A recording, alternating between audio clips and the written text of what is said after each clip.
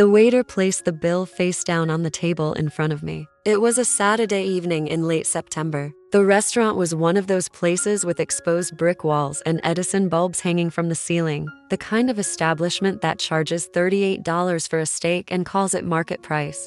The air smelled like garlic and expensive wine and the particular kind of laughter that happens when people are drinking just enough to feel sophisticated. I was sitting at the end of a table for 12. My step-family filled the other 11 seats. Marcus, my stepfather, at the head. My mother, Catherine, beside him. Marcus's 3 adult children with their spouses and children scattered down the length of the table in the warm glow of candlelight and conversation. I had been sitting there for 2 hours. I had not ordered an entrée. I had a side salad and a glass of water. $7 plus tax. The leather billfold in front of me was thick, heavy, the kind of weight that means someone has ordered multiple courses and bottles of wine and desserts brought out on silver platters. I opened it. The number at the bottom, written in careful print, was $2,237. I looked up at Marcus. He was leaning back in his chair, one arm draped across the back of Catherine's seat, a glass of scotch in his other hand. He saw me looking, smiled, the kind of smile that does not reach the eyes. "Family takes care of family," he said. "You understand."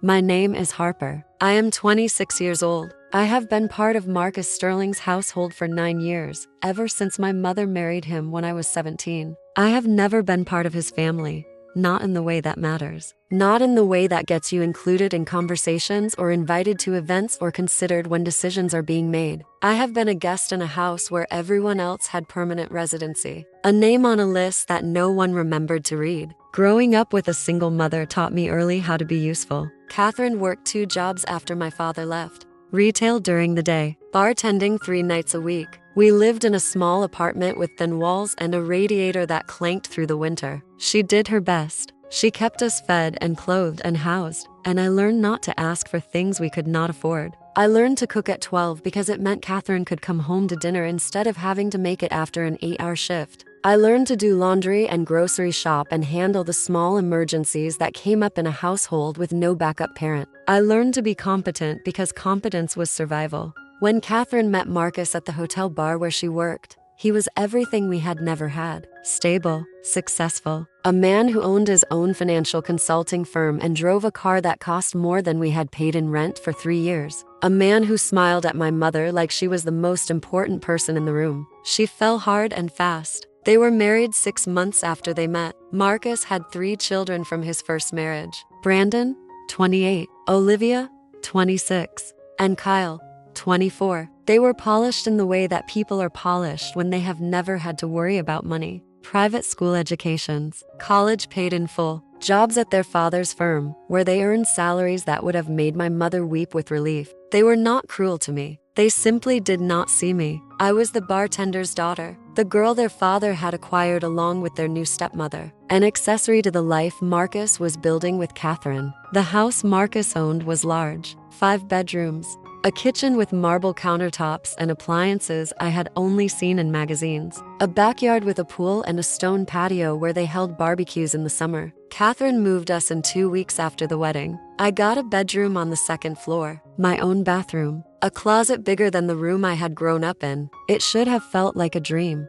It felt like living in a museum where I was not allowed to touch anything. Marcus had rules. Shoes off at the door. No food outside the kitchen. Quiet hours after 9 in the evening. The house stayed clean because he paid a service to clean it twice a week. But we were expected to maintain it between their visits. Catherine adapted quickly. She quit bartending, started dressing in the clothes Marcus bought her, learned to host dinner parties and smile at his business associates and navigate the social world of people who summered in Cape Cod and wintered in Scottsdale. I adapted by becoming invisible. I finished high school, got into a state university 40 minutes away, commuted because living on campus cost money Marcus said he would not pay for when there was a perfectly good bedroom at home. I studied accounting because it was practical and because I was good with numbers and because I knew I needed a career that would let me support myself the moment I could leave. I graduated with honors, got a job at a mid-sized firm in the city, started paying back my student loans, which I had taken out myself because Marcus said if I wanted a college education badly enough, I would find a way to finance it. Catherine had not argued with him. She had looked at me with apologetic eyes and said nothing. I learned that silence was Catherine's primary language in the Sterling household. I kept living at home because the alternative was an apartment I could not afford on an entry-level salary in a city where rent consumed 60% of my paycheck. I paid Marcus $300 a month. He called it rent. He said it would teach me responsibility. I paid it, on time, every month, and I saved everything else I could. I was good at saving. It was a skill I had learned young, watching my mother count change on the kitchen table to see if we could afford milk and eggs both in the same week. The dinner had been Marcus's idea. He had called Catherine on Thursday and told her he was taking the whole family out on Saturday to celebrate. Celebrate what? He had not specified. Just family dinner, his treat, a chance to get everyone together. Catherine had told me that morning, casual, like it was an afterthought. We are having dinner with Marcus's family tomorrow night, she said. You should come. You should come. Not you are invited. Not we want you there. You should come. The kind of phrasing that makes it sound optional while also making it clear that not coming would be noticed and judged. I had gone, because saying no to Catherine meant dealing with the 3 days of hurt silence that followed. Because I had learned that the path of least resistance in the Sterling household was simply showing up and staying quiet. The restaurant was called Mark Hand, French, expensive. The kind of place that does not list prices on half the menu because if you have to ask, you should not be ordering. We arrived at 6:30. The table had been reserved under Marcus's name. The hostess led us to a private section in the back, a long table already set with white linens and crystal glassware that caught the light like small chandeliers. Brandon and his wife Melissa were already there. Olivia arrived with her husband Tom and their 2 children, a boy and a girl under 10 whose names I could never remember. Kyle came alone, late, smelling like cologne and the particular confidence of a man who has never been told no. I sat at the end of the table, the last seat. The one farthest from Marcus and Catherine, who sat together at the head like a king and queen holding court. No one spoke to me during the seating. No one asked how I was or what I had been doing or whether I wanted to sit somewhere else. I was simply there, furniture, filler. The waiter came. A young man with slicked hair and a smile that was friendly in the professional way that people are friendly when they work for tips. He handed out menus, heavy cardstock, no prices. Marcus ordered wine, 3 bottles, red, expensive. The waiter nodded and disappeared. I opened my menu, scanned the options. Everything was either market price or simply absent of cost. Steaks, salmon, lamb chops with a rosemary reduction, appetizers that came in portions too small to be filling and cost more than I spent on groceries in a week. I did not plan to order any of it. The wine arrived. The waiter poured glasses for everyone except me. I was not asked if I wanted any. The bottle simply moved down the table and stopped before it reached my seat. Brandon ordered the filet. Melissa ordered lobster. Olivia and Tom both ordered steaks. The children ordered pasta dishes that cost $26 each. Kyle ordered lamb chops and an appetizer and a second appetizer because he could not decide which one he wanted more. Catherine ordered scallops. Marcus ordered a porterhouse for 2 and said Catherine would share it with him. The waiter turned to me, pen poised. And for you? I looked at the menu. At the prices I could not see but could estimate based on everything else. At the table full of people eating food that cost more than my monthly rent payment. Just a side salad, I said, and water. The waiter nodded, wrote it down, moved on. No one at the table commented. No one asked if I was feeling all right or if I wanted something more. They simply continued their conversations, their laughter, their toasts with glasses of wine I had not been poured. I sat at the end of the table and understood, with perfect clarity, that I was not actually supposed to be here. This was a family dinner. Marcus's family, his children, their spouses, their children, Catherine, who had earned her seat by marriage. I was the leftover, the obligation, the person who had been told you should come because not inviting me would have looked bad, but whose presence was expected to be invisible and cost nothing. The food arrived in courses, appetizers on white plates arranged like small sculptures, entrees that smelled like butter and herbs and money, desserts brought out on silver trays with candles that no one had birthdays for. I ate my salad, drank my water, watched. Brandon talked about a vacation he and Melissa were planning to Italy. Olivia talked about her son's private school and the fundraiser she was organizing. Kyle talked about a car he was thinking about buying, a Tesla, $50,000 like it was $50. Catherine smiled and nodded and asked questions that showed she was paying attention. Marcus held court, telling stories about clients and deals and the particular kind of success that makes a man feel important. No one asked me anything. No one turned to my end of the table and said, "What about you, Harper? How is work? How is life? What have you been doing?" I was not part of the conversation. I was scenery. 2 hours passed. The desserts were finished. The coffee was drunk. The waiter appeared with the bill and placed it in front of me. I stared at it, at the leather billfold, at the weight of it. Marcus was watching me. I could feel his eyes. I looked up. He smiled. "You are part of this family, Harper," he said. His voice was loud enough for the table to hear. "And family takes care of each other. You understand." I understood. This was not a celebration. This was a test, a reminder, a demonstration of exactly where I stood in the hierarchy of this family. I was useful when it was convenient. When Marcus wanted to show Catherine he was generous.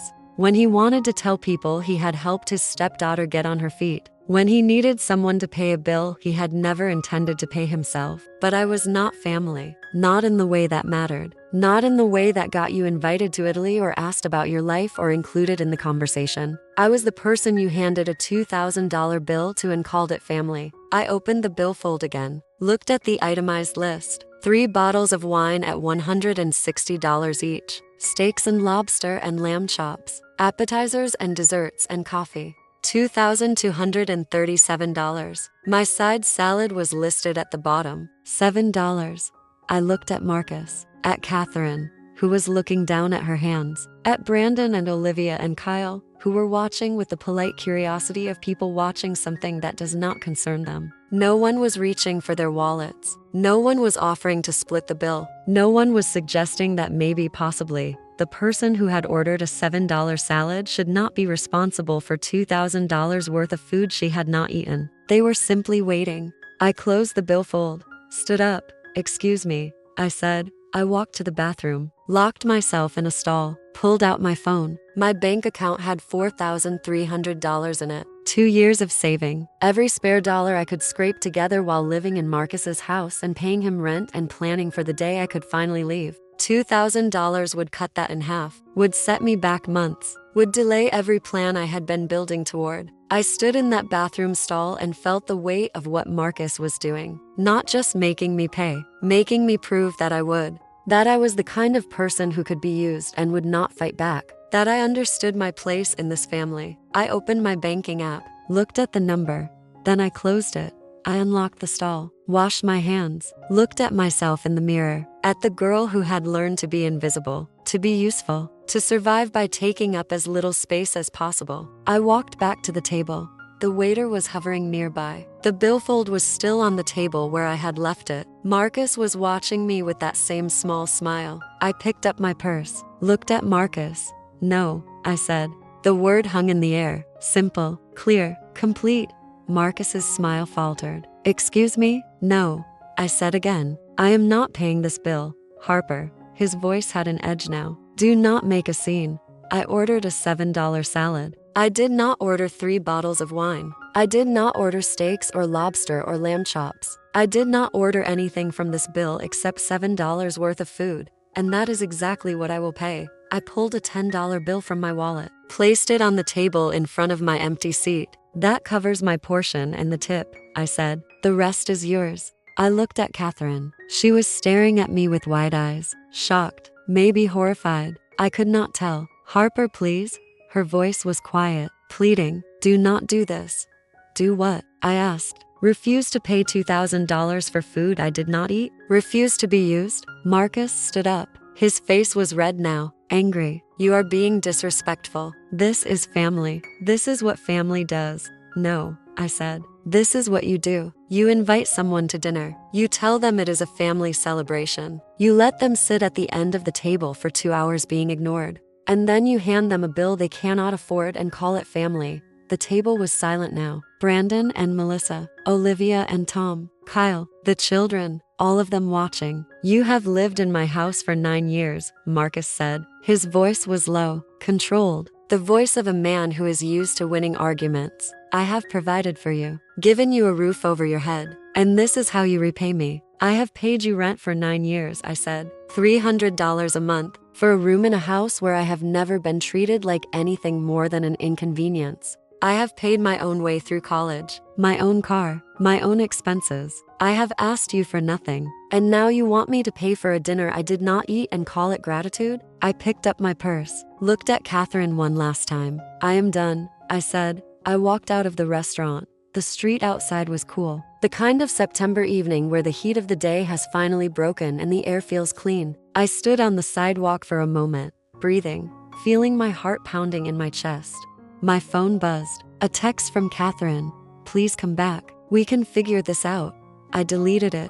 Another text. From Marcus this time.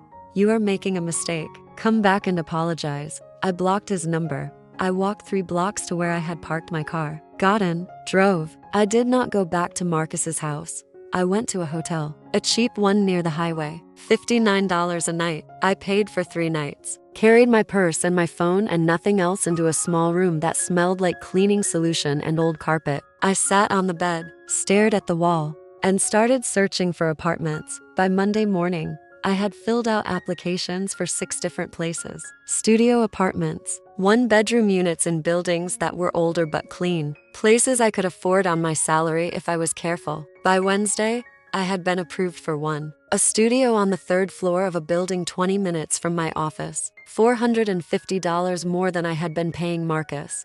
But it was mine. My name on the lease. My space. I signed the paperwork on Thursday. Moved in on Saturday. I did not tell Catherine I was leaving. I simply went to the house on Friday afternoon when I knew no one would be home. Packed my things, my clothes, my books, my laptop, the small collection of items I had accumulated over 9 years of living in a place that had never felt like home. It fit in my car into trips. I left my key on the kitchen counter, did not leave a note, did not explain or justify or apologize. I simply left.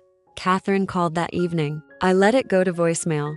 Harper, please, her voice said, strained, tired. Please call me back. We need to talk about this. Marcus is very upset. I am very upset. You cannot just leave like this. I deleted the voicemail. Marcus called the next day, left a message that was clipped and angry. You have made your choice, he said. Do not expect any help from this family in the future. You are on your own.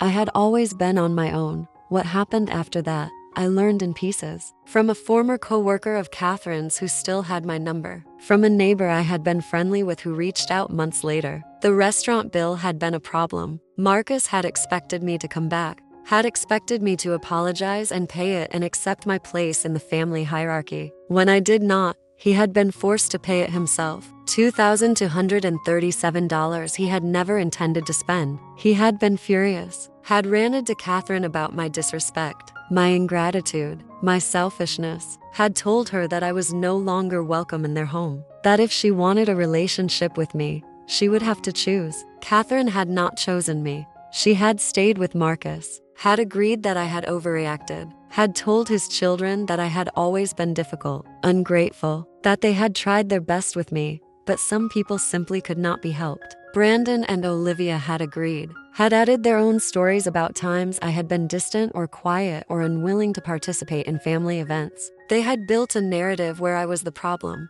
the outsider who had never really fit in. Kyle had said nothing, but he had also not disagreed. The story had spread in the way that family stories spread. Through Christmas dinners and phone calls and casual mentions at gatherings. The stepdaughter who had caused a scene at a restaurant, who had refused to pay her share, who had abandoned the family that had taken her in. No one mentioned that my share had been $7. No one mentioned that I had been handed a bill for food I had not eaten and expected to pay it without question. No one mentioned that I had been invisible at that table until Marcus needed someone to blame. The story was simpler without those details. Easier. A narrative where Marcus was the generous stepfather and I was the ungrateful child. I did not correct it. I did not call Catherine or Marcus or any of their children to explain my side. I did not post on social media or tell mutual acquaintances the full story. I simply lived my life. The studio apartment was small. A main room that served as bedroom and living room. A kitchenette with a 2-burner stove. A bathroom with a shower that took 3 minutes to get hot. It was perfect. I bought furniture secondhand. A bed frame from a couple moving across the country. A desk from a college student graduating. A couch someone was giving away for free because it did not match their new aesthetic. I made it home. No rules about shoes at the door. No quiet hours. No feeling like a guest in someone else's museum. Just my space. My name on the lease. My life on my terms. I kept my job. Got promoted 8 months later. A raise that meant I could afford groceries without checking my bank account first. That meant I could save money again without it feeling desperate. I started building a life that was mine. Catherine reached out once. 6 months after I left. An email. I miss you. Can we talk? I stared at it for a long time. At the 2 sentences that contained no apology. No acknowledgement of what had happened. No recognition that maybe possibly asking your daughter to pay a $2,000 bill for food she did not eat was wrong. Just I miss you. Can we talk? I deleted it. I did not miss her. I missed the idea of having a mother who would have stood up for me. Who would have told Marcus no when he placed that bill in front of me. Who would have chosen me over him at least once in 9 years. But that mother had never existed, and I was done mourning someone who had never been real. I am 28 now, 2 years past that restaurant, 2 years past the moment I said no and walked out and did not look back. I still work at the same firm, still live in the same studio apartment, though I have been looking at 1-bedroom places recently. Places with real kitchens and enough space to have people over. I have friends now, real ones. People who invite me to things because they actually want me there. Who ask about my life, who split bills fairly and do not expect me to be grateful for the privilege of their company. I have not spoken to Marcus or Catherine since I left. I do not know if they still live in that big house with the marble counters and the pool. I do not know if Brandon and Olivia still work at their father's firm. I do not know if Kyle ever bought that Tesla. I do not ask. I do not wonder. I do not scroll through social media looking for updates on people who never once asked about mine. I simply live, go to work, come home, make dinner in my small kitchen, sit on my second-hand couch and read books and feel the particular kind of peace that comes from knowing no one is going to hand you a bill for a life you did not choose. Sometimes I think about that restaurant, about the leather billfold placed in front of me, about Marcus's smile and Catherine's silence and the table full of people waiting to see if I would pay. I think about the moment I said no, the moment I stood up and walked out, the moment I chose myself over the idea of family. It was not dramatic. It was not a speech or a confrontation or a scene that anyone would write about. It was just a word, no, and then a door, and then a life that was finally, completely mine. Some people might say I should have paid the bill, that $2,000 was not worth losing a family over, that I should have been the bigger person and found a way to work it out. Those people have never been handed a bill for someone else's luxury and told it was their responsibility. Have never been made invisible for years and then suddenly visible only when it was time to pay for something. I do not regret walking out. I do not regret saying no. I do not regret choosing a studio apartment and second-hand furniture and a life where I am seen and valued over a big house where I was nothing more than a name they forgot to cross off the list. Marcus wanted me to understand my place in his family. He wanted me to pay that bill and accept that I would always be the person who gave and never received, who stayed quiet and grateful for the privilege of sitting at the table. I understood, and I left. That is the ending. Not reconciliation, not forgiveness, not a scene where they finally see what they did wrong and beg me to come back. Just me, in my apartment, living my life, free. Here's what I want to know. If someone handed you a $2,000 bill for food you did not eat and called it family, would you have paid it? Some people say you should keep peace with family no matter what. Others say that family is not supposed to use you and call it love. Do you think I was wrong to walk out? Or do you think Marcus was wrong to put me in that position in the first place? And the question I still think about sometimes, would you have had the courage to say no in front of everyone? Or would you have paid the bill and stayed quiet? Tell me your honest answer in the comments. If you believe people should face the consequences of their actions, hit subscribe. I have got more stories of justice that will blow your mind.